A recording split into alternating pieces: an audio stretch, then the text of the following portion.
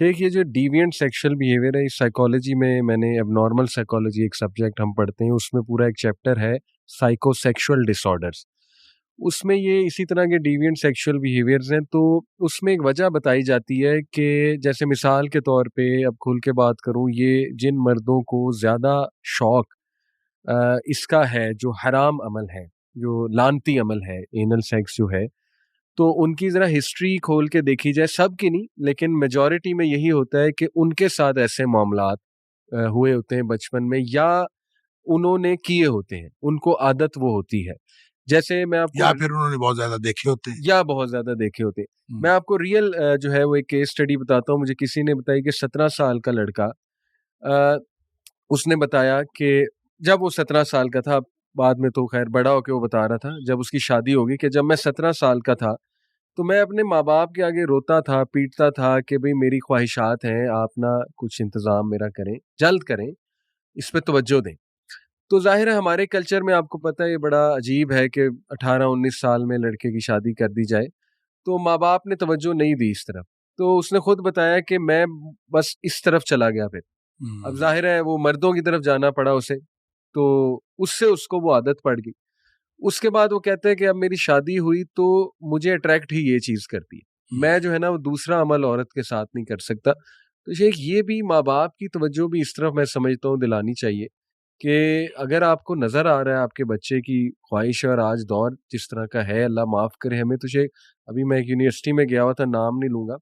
ادھر کی تربیہ ہیڈ مجھے بتا رہی تھی، اور ادھر کی جو آپ کہہ لیں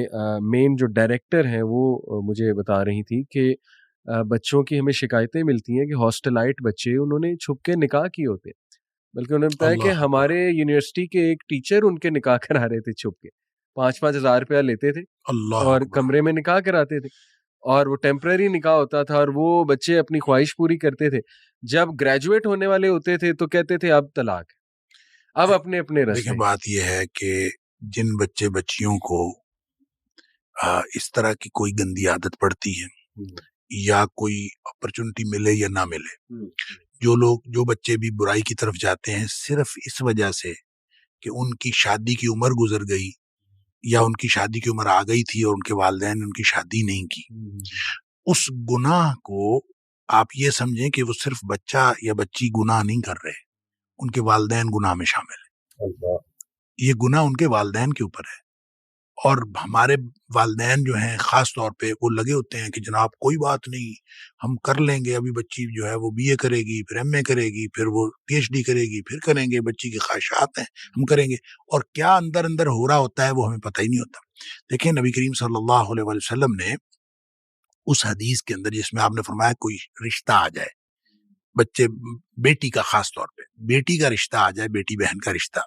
اور وہ رشتہ آیا ہے، اور رشتہ کیسا ہے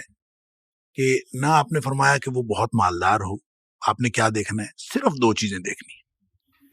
من ترضون دینہ و خلقہ، اس کا دین اور اخلاق آپ نے دیکھا کہ وہ اچھا ہے، دین اور اخلاق، بس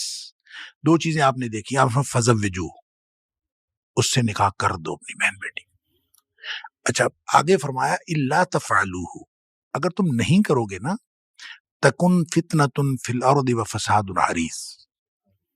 زمین میں فتنہ پھیل جائے گا اور بہت بڑا بگاڑ پیدا ہوگا. تو علی بھائی یہ بگاڑ جو ہے یہ بے سبب نہیں ہے. ہم خود اس میں، چاہے کوئی دیندار طبقہ ہے، چاہے کوئی بے دین طبقہ ہے، چاہے کوئی بظاہر جو ہے وہ علم والے ہیں، چاہے کوئی بے علم ہے، ہم سب نے مل کے اس بگاڑ کے اندر اپنا اپنا حصہ ڈالا ہے، اور پھر جا کے یہ بگاڑ پیدا ہوا ہے. لہٰذا جو بھی والدین اپنے بچے بچیوں کی شادیاں ڈیلے کرتے ہیں اور خامخواہ ڈیلے کرتے ہیں، اور نبی کریم صلی اللہ علیہ وسلم نے جن 3 چیزوں کے بارے میں آپ نے فرمایا کہ جلدی کرنی چاہیے، نماز جب اس کا وقت ہو جائے، جنازہ جب وہ تیار ہو جائے، اور بچہ بچی جس کی رشتے کا بندوبست ہو جائے تو اس کا نکاح کرنے میں، یہ 3 کام ایسے ہیں جس میں جلدی کرنی چاہیے. تاخیر کرنا گناہ ہے، اور یہ جب پھر بھی ہم تاخیر کر رہے ہوتے ہیں، رشتے آ رہے ہوتے ہیں، ہم نہیں کر رہے ہوتے، بچوں کے بھی رشتے موجود ہوتے ہیں، نہیں جی ابھی تو بچہ پڑھ